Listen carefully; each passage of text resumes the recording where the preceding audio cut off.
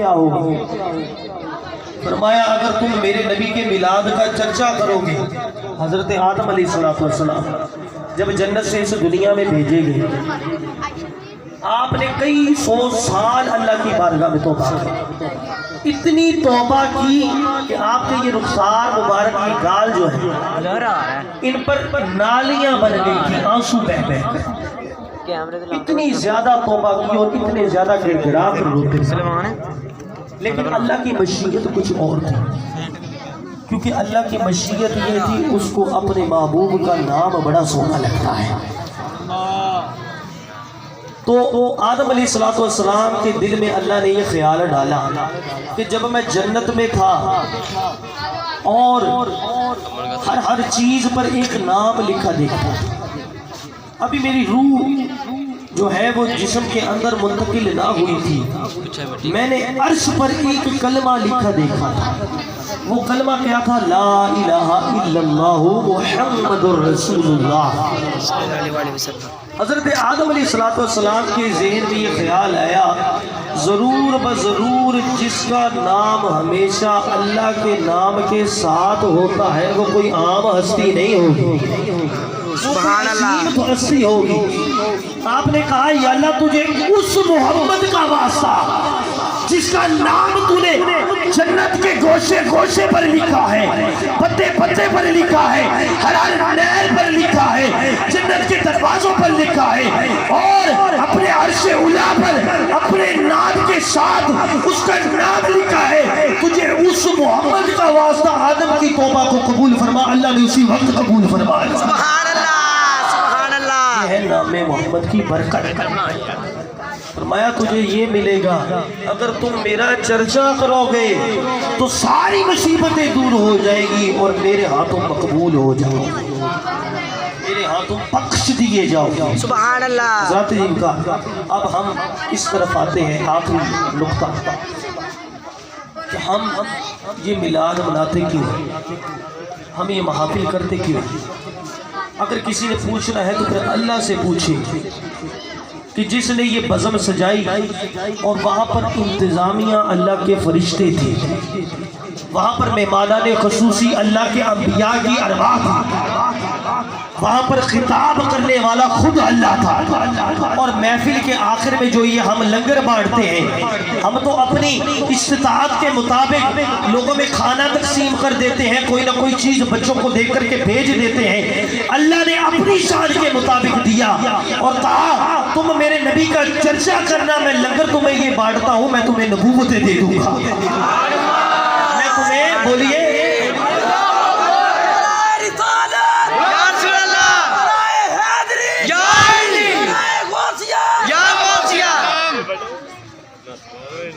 میں تمہیں نبوتیں دے دوں گا۔ اب تو ہمارا مقام کوئی عام نہیں ہے بلکہ اب تم نبی بن چکے ہو، کیونکہ تم نے میرے نبی کے جلسے میں شرکت کر لی ہے۔ اب میں رب تمہیں کیا دے رہا ہوں؟ لنگر کے طور پر بولیے نبوتیں بانٹ دی۔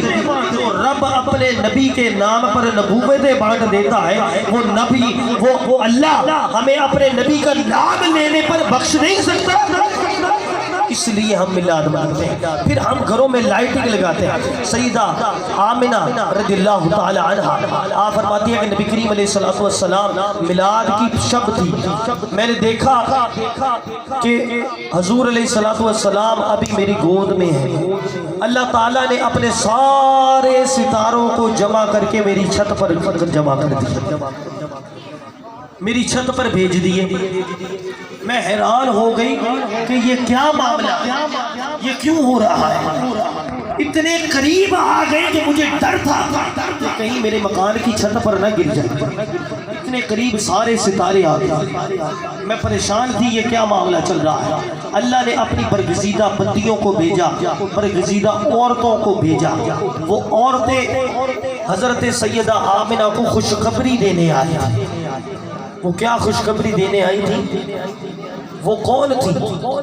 وہ عورتیں حضرت اماں حوا تھی، وہ عورتوں میں سے حضرت مریم تھی، उन औरतों में हजरत सारा थी, उन औरतों में हजरत अम्मा हवा, हजरत मरियम, हजरत सारा आप आती हैं और आकर के कहती हैं आमना परेशान ना हो, तुम्हारे घर में आज अल्लाह ने ये सितारों से लाइटिंग इसलिए कर दी है और तुम्हारे घर को सारे आलमीन से ज्यादा रोशन आज इसलिए कर दिया है क्योंकि तुम्हारे घर में हुजूर आ गए हैं, हुजूर आ गए हैं, हुजूर आ गए हैं, हुजूर आ गए हैं, हुजूर आ गए हैं। हजरत आमिना ने पूछा तो इतना ज्यादा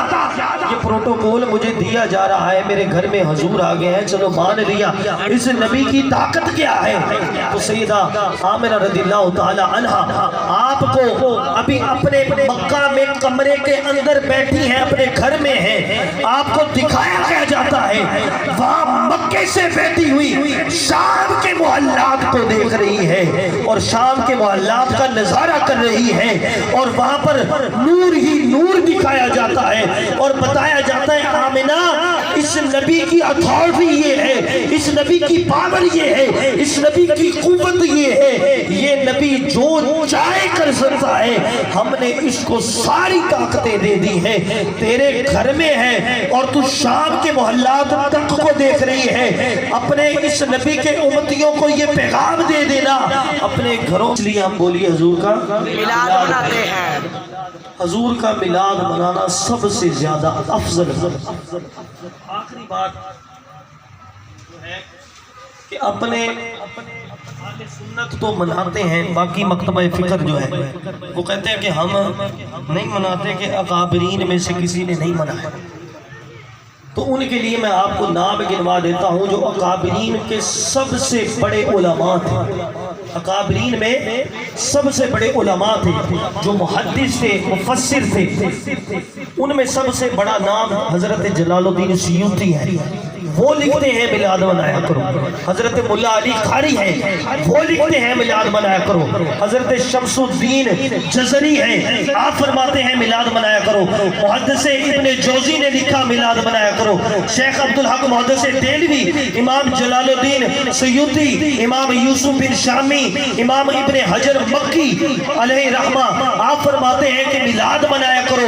और यहाँ तक लिखा है जब हमारे घर में मिलाद नहीं होता था हमारे दिल को सुकून नहीं होता था। ये हुजूर से इश्क का आलम है। अबू बकर सिद्दीक से पूछा ना कि अबू बकर तुम हुजूर की सारी बातें बगैर पूछे समझे सोचे मान लेते हो, ये क्या बात है? अबू बकर कहने लगे मैं ये नहीं देखता कि बात क्या है, मैं ये देखता हूँ कि कहने वाला कौन है, बाकी बातें बाद में हैं। अबू बकर सिद्दीक से कहा गया घर का माल ले आओ, अबू बकर घर में कुछ भी न छोड़ कर आए, सारा कुछ ले आए। ये इश्क की कैफियत थी, मोहब्बत की कैफियत थी। हमने अपने दिल में आज ये कैफियत रखनी है, अब से ये आहद करना है कि या अल्लाह जो कुछ भी हो जाए। ये फ्रांस के अंदर आपने न्यूज़ में सुना होगा कि नबी करीम अलैहिस्सलाम की शान अक़दस में गुस्ताखी की गई है, हुजूर के खाके बनाए गए हैं। उनको हमने बताना ये है कि हुजूर के जो उम्मती हैं अपना सर तो कटा सकते हैं लेकिन हुजूर की नमूस पर बात नहीं आनी है। सुभान अल्लाह। हमने ये चीज़ें बतानी है। बतानी किस तरह से है बच्चों को बतानी इस तरह से कि है कि हमने पंजगाना नमाज पढ़नी है, हमने जो हुजूर ने हुक्म दिए थे उनको पूरा करना है, हमने हुजूर की सुन्नतों को होल में आप दबाया करें, उनके अहकाम माना करें। हमारा कोई दोस्त हमें कह दे कि इस वक्त रात के वक्त भी बाहर जाना है तो हम भाग कर जाते हैं, अगर क्या बिस्तर से उठ कर जाना हो, ये हुजूर का तरीका नहीं है। हुजूर ने फरमाया अगर मेरी माँ आमिना रज़ियल्लाहु ताला अन्हा वो जिंदा होती और मैं मोहम्मद ईशा की नमाज पढ़ रहा होता, फर्ज नमाज, नफली नमाज नहीं, सुन्नत नहीं, फर्ज नमाज, मैं ईशा के फर्ज पढ़ रहा होता, मेरी माँ मुझे पुकारती, मैं अपनी नमाज तोड़कर अपनी माँ का हुक्म सुनने जाता। वालिदैन की इज्जत हमें हुजूर ने सिखाई, तो हमने इस तरह से जिंदगी का तरीका रखना है। پھر ہم ان گستاخوں کا مقابلہ کر پائیں گے، ورنہ ہم ان کا مقابلہ نہیں کر پائیں گے، کیونکہ جیسے وہ ہیں ویسے ہی تو ہم بنے پھر رہے ہیں۔ ان چیزوں کو چھوڑ دیں، دھوکہ نہیں دینا، فراڈ نہیں کرنا، کبھی زندگی میں سود نہیں کھانا، کبھی کسی کے ساتھ جھوٹ نہیں بولنا۔ یہ کائنات صلی اللہ تعالی علیہ وآلہ وسلم ہم سب کو عمل پیرا ہونے کی توفیق عطا فرمائے۔ وآخر دعوانا الحمدللہ۔